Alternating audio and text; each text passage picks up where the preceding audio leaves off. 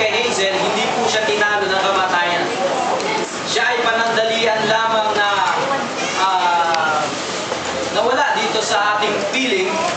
Ngunit sa ginawa ng kamatayan sa kanya, si Hazel ay umabot sa ganap na tagumpay pagkat siya ay nasa piling ng Panginoon. Kaya ang kamatayan ay hindi po ito isang pagkawala para sa isang Kristyano na may Panginoon Kristo sa kanyang puso. Hindi nyo katatakutan ang kamatayan to the point na sapagkat walang pag-asa. Hindi mo sasabihin na ayaw mo makatay kasi sapagkat tapos lang lahat. Para sa isang Kristyano na mayroong Diyos at mayroong Panginoon, ang kamatayan ay isa lamang pagtatapos sa buhay na pansamantala dito sa lupa at ikaw'y tutugtong doon sa buhay na walang hanggan. Kaya, of course, kung ikaw ay buhay pa at kung ikaw pipiliin, mas nais mo pang mabuhay pa na matagal sana sa lupa.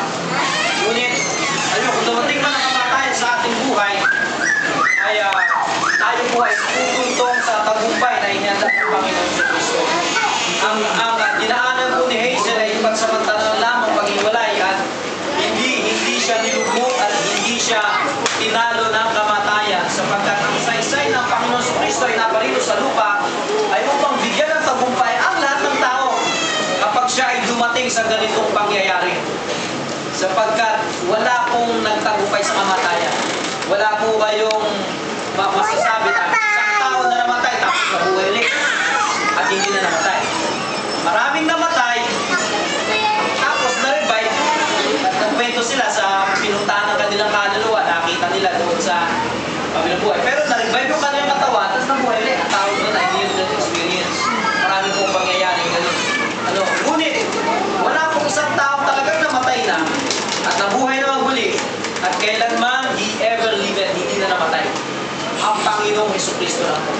Kahit si Lazarus na 4 na araw ng patay, binuhay ng Panginoon. Hindi ba? Kung kayo natataan niyo sa vision natin, ay patungkol kay Lazarus, binuhay ng Panginoon. Ngunit, ano natin na si Lazarus, bagaman binigyan siya ng buhay ng Panginoon dito sa lupa, namatay din siya.